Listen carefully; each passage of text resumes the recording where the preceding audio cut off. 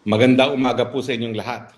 Nako, hindi po mabuting balita, no? Dahil milyong-milyong mga kababayan natin ang nagtatrabaho at naninirahan sa gitnang silangan at nagkaroon na po ng putukan sa gitnang silangan.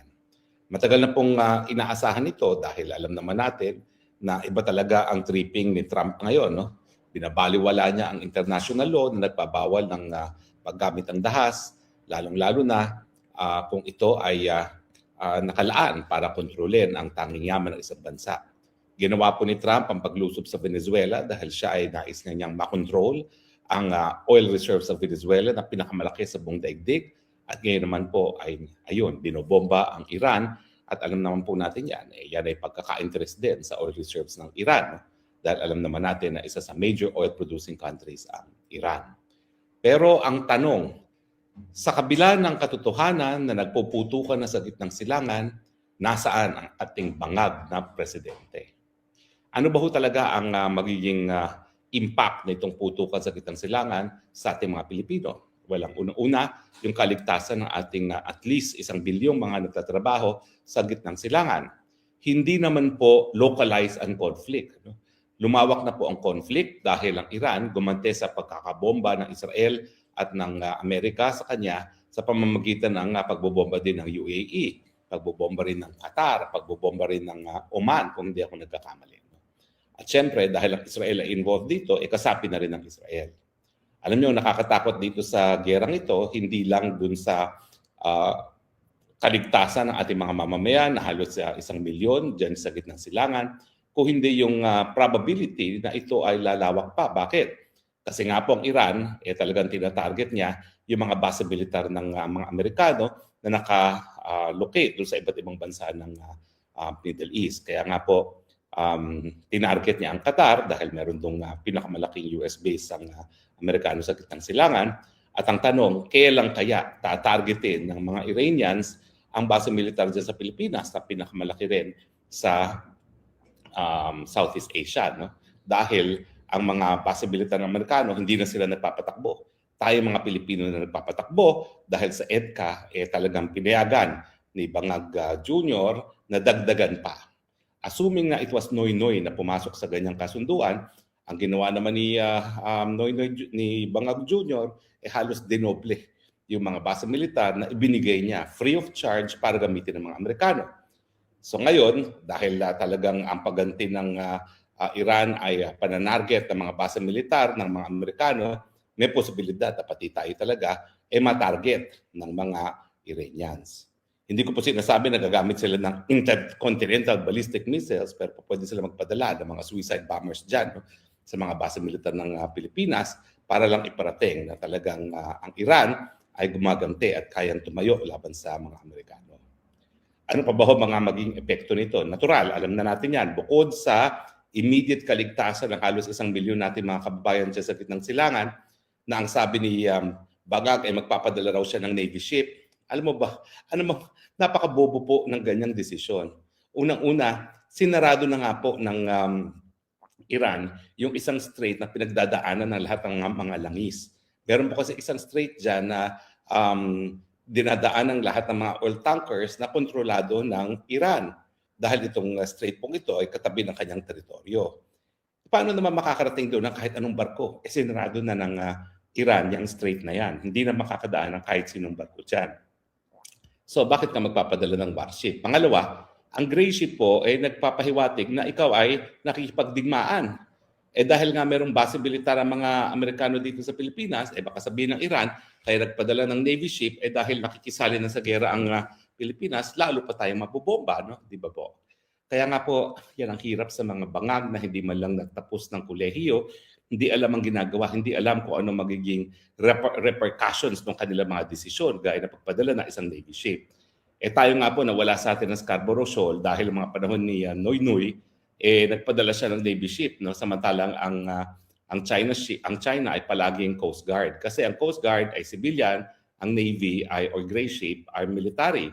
So kapag nagpadala ka ng military, handa ka na gumamit ng dahas, no? So yun ang ginawa ng China. Forever na tayong pinatalsik doon sa Scarborough Shoal at kahit anong pagtanggi ni trililing, hanggang ngayon marami naghihinala gaya nung nasirang JPE na kaya nawala sa atin ang Scarborough Shoal dahil nga sa mga gawain niya si Trililing. Pero bukod pa dun sa kaligtasan ng ating mga mamamayan sa Middle East, bukod pa dun sa posibilidad na pati tayo pwede ng targetin dahil ang mga Amerikano ay nasa mga base militar na nasa bansa natin na pinayagan ng Bangag Jr., siyempre, ang pinaka-immediate na concern natin, magtataasan na naman ang presyo ng langis dahil sa putukan, lalong-lalo na yung strait na pinagdadaanan ng mga tankers ay sarado na. So, anong impact niyan? Well, ibig sabihin, mas mataas na naman ang presyo ng langis at gasolina sa Pilipinas. At kapag nagtaas ang presyo ng langis at gasolina, magtataasan ang presyo lalong-lalo na ng pagkain. Dahil pinaka-importante, dahil ang pagkain naman, para makarating sa ating mga hapagkainan, isinasakay sa transportasyon. Tataas ang presyo ng pataba, tataas ang presyo ng insecticides dahil lahat po yan ay merong ginagamit na petrolyo. Tataas ang presyo ng kuryente. Na pag tumaas ang presyo ng mga bilihin, ano naman mag-epekto dyan? Well, tataas ang hanay ng mga gugutom. Kasi ngayon na hindi pa ganun kataas ang presyo ng langis at gasolina at ng pagkain, kalahati na ng populasyon natin ay nagugutom. Ngayong lalo pang tataas, ine-expect ko po kapag ito'y nagtagal, baka umabot po ng 3/4 ang hanay ng mga Pilipino na magugutom. Matindi pong problema yan. Kung ngayon na kalahati ay matindi na ang problema natin, mas matindi pa po kung tataas pa lalo at magiging 3/4 ang hanay ng mga nagugutom. Bukod po dyan, mawawalan lalo ng balor ang piso. Bakit? Kasi po nagkakagulo. So kapag merong gulong ganito, ang kumpiyansa sa dolyares ay lumalakas. Mas gusto ng mga tao na yung kanilang mga pera ay i-convert into dollars. Pero bukod pa po dyan, dahil nga po tayo nag-aangkat ng langis at yan ang ating pangunahing inaangkat sa pandaigdigang merkado, mas magiging mahal ang langis at dahil po dyan, mas mawawalan ng balor ang piso.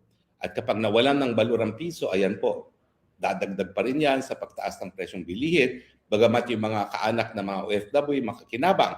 Pero bago kayo magdiwang mga anak at mga kamag-anak ng OFW, maski na tumaas pa ang piso na nakukuha nyo, kung mas mataas naman ang presyo ng bilihin, wala rin pong ibig sabihin yan. Kasi ang mangyayari dyan, together with yung devaluation ng peso, tataas po yung inflation. Mawawalan ng balor yung ating pambili ng mga kalaakal, kasama na ang pagkain. At bukod pa po dyan, bukod doon sa mas mataas ang langis, syempre pagrenta ng mga oil tankers na kinakalap natin sa Pilipinas, mamamahal na rin dyan. At saka yung mga insurance coverage mamamahal na. Lahat po yan ay ipapasa nila sa mga mamimiling Pilipino at makukuba na naman tayo talaga sa napakataas na presyo ng bilihin. So sa kabila ng banta sa buhay ng mga Pilipino na nandoon sa gitnang silangan, banta sa buhay ng mga Pilipino sa mga iba't ibang lugar ng base militar ng Pilipinas sa pinagamit ni Bangag, sa mga dayuhan, yung banta sa kabuhayan ng mga Pilipino dahil na naman sa pagtaas ng presyo ng bilihin at sa kawalan ng balor ng piso, nasaan ang Marcos Jr.? Mabuti na lang, si Inday Sara, although siya pangalawang pinakamataas na official pa lamang ng Pilipinas, ay nagsalita na para magbigay ng suporta sa ating mga kababayan, lalong-lalo na doon sa ating mga OFW sa gitnang silangan. Ang sabi ni Inday Sara, kalimutan ng lahat. Kinakailangan bigyan ng pangunahing importansya ang kaligtasan ng mga buhay ng mga OFW. So kalimutan nyo na yung mga ari-arian ninyo. Humanap na kayo ng mga pamamaraan para makabalik sa Pilipinas. At nagpapaumanhin kami, dahil talagang sa ilalim ng isang bangag na presidente, wala talaga tayo maasahan by way of contingency plan kung paano kayo makakabalik.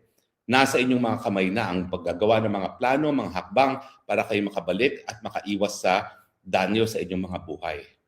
Ako po may mga kaibigan din dyan sa UAE dahil ako po nanirahan dyan matapos ako umalis ng Pilipinas. At yung aking pamilyang tinirahan dyan, lumikas na po, umalis na po dahil yung kanilang tinitiran ay isa doon sa mga tinamaan ng bomba na nanggaling sa Iran. Mabuti na lang, di ko alam kung bakit, parang walang pasok ata mga bata at kapag walang pasok ang mga bata, nandun sila sa Abu Dhabi kung saan kami nanirahan. Kaya nung tinamaan yung lugar kung saan sila mismo nakatira, wala po sila doon. At nagpapasalamat naman po ako na ligtas yung aking tinatawag na kapatid dyan sa UAE. Pero that was a very close call. Paano po mga ibang mga Pilipino? Well, suriin niyo po kung paano kayo makakalabas dahil alam ko sarado ngayon ang airports dyan sa UAE, sarado ang airport sa Kuwait. Hindi ko po alam kung lahat ng airport ng Saudi Arabia sarado.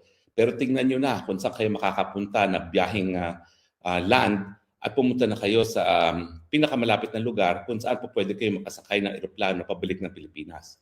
Huwag na po kayo mag-antay na lalo pang lumawak itong labanan nito. Dahil kapag naman po ito'y humupa at tayo'y nagdadasal naman dahil ang buong mundo ay magiging apektado ng giyera na napakalaki at napakalawak sa kitang silangan dahil nga sa presyo ng gasolina at langis, ay kahit papano ay gagawa ng paraan ng buong daigdig na humupa itong gulong ito. Kampante naman po ako na kapag humupa ang gulo, lahat naman po kayo makababalik doon sa mga trabaho ninyo. Dahil saan naman sila kukuha ng magpapatakbo ng kanilang mga negosyo kung hindi nila tatanggapin yung mga lumikas dahil nga po dito sa labanan nito. So sundin na po natin ang sinabi ni BP Sara, unahin niyo po muna ang inyong kaligtasan.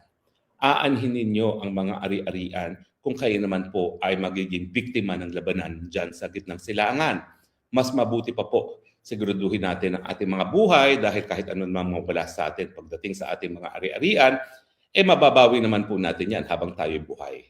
At saka sabi naman ng Panginoon, no, seek ye first the kingdom of God, and everything shall be added unto you.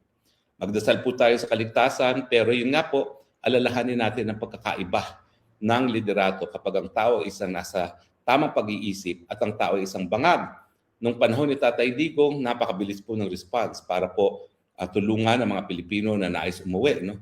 Ang nakakalungkot po, bagamat ang mga personalidad na nanungkulan doon sa OWA ng mga panahon ng COVID at iba pang sakuna, gaya ni Hans Kakdak, ay naarariyan pa rin sa Pilipinas, para bagang hindi sila talaga nagpapatakbo ng DMW. Para bagang ang mga crony ni Lisa Tanas ang siyang nagpapatakbo at ngayon ay kulang tuloy ang response. Mantakin nyo, mahigit 24 oras nang nakalipas, ni wala tayong naririnig sa presidente. Wala man lang kahit itong mensahe para man lang magkaroon ng pag-asa at magkaroon ng paghupa ng damdamin ng ating mga OFW dyan sa gitnang silangan. At ngayon, patuloy ang chismis na naroon na naman siya sa isang hospital na hindi naman kinukumpirma, hindi rin dinideny ng Malacanang, samantalang may karapatan tayo malaman kung ano talagang kalagayan ng presidente, kung siya ay mayroong seryosong karamdaman, dahil nga sa mga panahon na may sakuna gaya nito, bombahan sa gitnang silangan na makakaapekto sa milyong-milyong ating mga kababayan, bukod pa doon sa posibilidad na pwedeng tayo rin ay matarget, kinakailangan there must be a president in charge. At kung talagang siya ay merong malubhang karamdaman, ay ibigay na muna niya kay Inday Sara dahil sa mga panahon na merong putukan, hindi po pwede na wala na nga sa tamang pag-iisip dahil sa cocaine ng presidente, wala pa sa tamang kalusugan. Yan ang dahilan kaya merong vice-presidente para someone is always in charge na mga Pilipino hindi naman na walang maaasahan sa gobyerno pagdating sa tulong sa mga panahon ng aberya gaya ng nangyayari ngayon sa gitnang silangan. So Marcos Jr., bangag, pwede ba? Dahil ito iputukan na. Kung talagang hindi mo na kaya, hindi naman kinakailangan ng permanenteng ibigay mo kay Inday Sara. Miski gawin mo muna siyang acting president. Maawa ka naman sa mga Pilipino sa gitnang silangan na talagang nasambit siya ngayon ng delubyo. Kinakailangan nilang isang gobyerno gumagana. Ibigay mo miski panandaliya kay Inday Sara. Dahil tingin ko naman, pag binigay mo yan kay Inday Sara, hindi naman para pag-interesan niya ni Inday Sara na gawing permanente. Dahil alam niya na kapag nagkaroon ng malinis sa halala sa 2028, mapupunta rin naman sa kanya yan. Ang sinasabi ko sa panahon ng pangangailangan, bigyan mo naman ng tao na makapagbibigay ng tulong ang mga mamamayan natin, lalong-lalo na nasa gitnang silangan. Ibigay mo na muna yan kay Inday Sara Duterte habang ikaw ay, ewan ko ba kung anong ginagawa mo sa sarili mo. Kung pinapakinggan mo yung manang mo, na ikaw ay inaalagaan mo na lang iyong kalusugan, ikaw ay nagre-rehab, dahil alam mo yung bisyo, mas nakakasama pa yan sa iyong kalusugan talaga. Yung diverticulitis mo. Sos Maria Josep, yan ay prone ikaw sa infection. At dahil ikaw ay prone sa infection, baka mamyaya isang kidney mo, magkaroon ng infection, isa-isang kidney mo na nga lang yan, ditigo ka. Bilang Kristiyano, hindi ko naman pinagdadasal na ikaw ay magurgur, na hindi ko naman pinagdadasal na mga bulate ay ikaw ay kagatin na. dahil yan ay kasalanan bilang Kristiyano. Pero nagdadasal ako na thine will be done. And I think part of thine will be done is ibigay mo na yung pamumuno sa tao na talagang magbibigay pag-asa at magbibigay na tunay na tulong sa mga Pilipino ngayong talagang nasa gitna tayo ng delubyo. Ang nakakalungkot mga kaibigan, no? Delubyo ng bagyo, ng lindol, ng pagsabog ng mga bulkan, ngayon labanan. Wala tayong nararamdamang tulong sa isang presidente na bangag at hindi natin alam kung kaya pa talagang mamuno. Kung ayaw mong ibigay kay Inday Sara yan at talagang gusto mo talagang maging forever, at least panandalian. Habang meron pangangailangan, ibigay mo muna yung liderato ng presidente, pagiging presidente, kay Inday Sara. At kung sa tingin mo ay kay malakas na, di bawiin mo muli dahil ang termin mo naman ay talagang hanggang 2028. Kaya nga lang, kung talaga may meron ng balakid para maibalik sa iyo kapangyarihan, wala nang dahilan para ikaw ay maging presidente muli. Pero sa ngayon, dahil hindi mo naman naibibigay ang tulong na kinakailangan ng mga Pilipino sa gitnang silangan, pwede ba ibigay mo na ang pagiging presidente kay Inday Sara? Kailangan nila ng tulong. Hindi po pwede, nahayaan lang natin sila lumangoy galing sa karagatan ng gitnang silangan papunta ng Pilipinas. Hindi naman sila po pwedeng mamangka lamang. Kinakailangan nila ng coordinated effort para sa repatriation. Isang bagay na mukhang hindi mo na kayang pamunuan. Kaya please lang, buhay ng mga Pilipino na nakasalalay dito, pwede ba ibigay mo maski panandalian ang posisyon ng Presidente kay Inday Sara nang sa ganun matulungan naman ang ating mga kababayan. Sa ating mga kababayan, well, pare-pareho po tayo nabudol. Ito po ngayon ang epekto ng pagkakabudol sa atin na wala tayong naasahan sa gobyerno sa panahon na kailangan natin ng gobyerno. Pero sa ngayon po, huwag kayo maubusan ng pag-asa. Nandiyan naman po si Inday Sara. Kahit wala tayong naririnig, maski man lang magbigay ng pag-asa ang ating presidenteng bangag, nandiyan po si Inday Sara, nagbigay ng mga salita na nagsasabi, unahin ninyo ang inyong safety, ang inyong kaligtasan. Habang kayo'y buhay, mababawi ang kahit anumang nawala sa inyo dahil nga po dito sa gerang ito. Humanap na kayo ng lugar na mapupuntahan ninyo na medyo malayo sa putukan, na mayroon pang bukas na airport nang sa ganon, kayo'y makauwi muna ng Pilipinas. Kung hindi kayo makakarating ng Pilipinas, pumunta kayo sa lugar na medyo malayo sa putukan. Kung kayo ay makakarating ng Thailand, pumunta kayo ng Thailand, no? O kung kayo ay makakarating ng India, pumunta kayo ng India. Dahil yan ay medyo mas malapit sa Middle East. Pero huwag kayo manatili sa Middle East na habang mayroong posibilidad na lalo pang lalawak ang putukan. Hindi ko po alam kung ano maging response sa United Nations. Dahil ang United Nations naman, lalong-lalo ng Security Council, yan po talaga ang katungkulan nila. Pero itong mga gawain ni Trump lately, mukhang nagiging inutil na ang United Nations. Kasi nga po, ang United Nations, wala namang kahit anong desisyon ng Security Council na po pwedeng maaprubahan nang walang sang-ayon, pagsang-ayon ng 5 permanenteng miyembro ng Security Council at isa sa 5 ang Estados Unidos. So dahil Estados Unidos ngayon ang gumagamit ng pinagbabawal na unilateral dahas, dahil ang dahas ay po pwede lang pong gamitin kapag ito ay merong self-defense o di naman kaya authorized mismo ng Security Council. Alam natin, illegal na naman itong paggamit ng dahas ng Amerika at yung pagbomba niya sa Iran, yan ay isang krimen na rin, crime of aggression. Pero habang wala pa nga pong inaasahan na remedyo na nanggagaling sa UN at dahil wala nga tayong naasahan sa ating presidente, mga Pilipino, dinggin niyo po ang sinabi ni Inday Sara, lumikas na muna kayo, pumunta kayo sa mas safe na lugar, subukan ninyo umuwi ng Pilipinas at kung hindi man, pumunta kayo sa lugar na medyo malayo sa putukan. Unahin niyong isalba ang inyong mga sarili bago ang inyong mga propiedad. Pwede ba po? At meanwhile, kaming lahat naman po na malayo sa danyos, bagamat tayo talaga ay walang garantiya na malayo sa danyos dahil po pwedeng maatake ang ating teritoryo na ginagamit ng mga Amerikano bilang mga base militar, patuloy po kami magdadasal para sa inyong mga kaligtasan. At sana makabalik kayo kaagad ng Pilipinas. Lord, please protect our kababayans in the midst of the fighting in the Middle East. Lord, alam niyo naman po na wala ng gobyernong naaasahan ng aming mga gobyerno sa araw na ito, araw ng linggo. Kami po ay dumudulog sa inyo. Bigyan niyo sila ng tapang na loob katalinuhan, at siyempre po pagkakataon na mamailagay sa kaligtasan ang kanilang mga sarili at ang kanilang mga pamilya. Sinabi niyo po na kung dalawa o mas marami pa ang dudulog sa inyo, kayo po ididingginin ng aming kahilingan at ngayon po, hinihiling po namin sa aming dasal ngayon ang kaligtasan ng aming mga kapatid sa Middle East. At ang kalooban ninyo po para pong magkaroon ng isang leader sa mga panahon ngayon na makakatulong dito sa aming mga kababayan na nasa gitna ng dilubyo. Amen. Without further ado, and ending with that prayer, I wish you all a blessed Sunday. At wag po kayo mag-alala. Prayers can move mountain.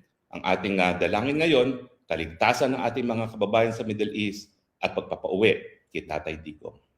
Bukas po, himay-himayin natin ang kabuuan ng ebidensya na pinesenta ng prosekusyon at ng depensa at tayo po ay mahinahong sabihin kung ano ang tingin natin maging resulta ng confirmation of charges ni Tatay Digong. Sa ngayon, continue praying for the safety of our kababayan in the Middle East. Ito pong yung spokesbayan nagsasabi, mga kabayan sa Middle East, maging ligtas. Subukan nyo na pong umalis dyan sa lugar kung saan talaga nangyayari ang putukan and magdasal po tayo para sa ating kaligtasan. Ito pong yung spokesbayan nagsasabing, I love you, Philippines. You're the only country that I have. You're the only country that I will love. God bless the Philippines. Bye.